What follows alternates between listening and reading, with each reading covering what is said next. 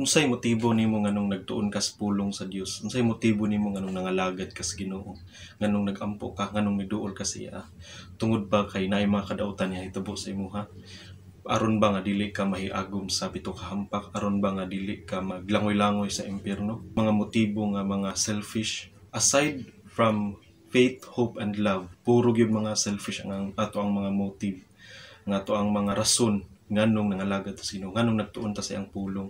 Puro na mga selfish aside from faith, hope, and love. Una nga mga tulo ka mga butang nga gikinahanglan nato nga motives ato ang kinabuhi.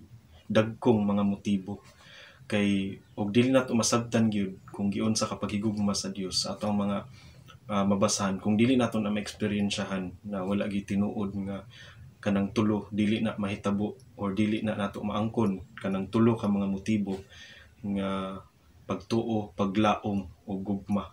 Mura gid na nga mga motibo nganong nangalagad ta sa Ginoo, nganong nagtuon ta sa iyang pulong, nganong nagduol ta sa iya.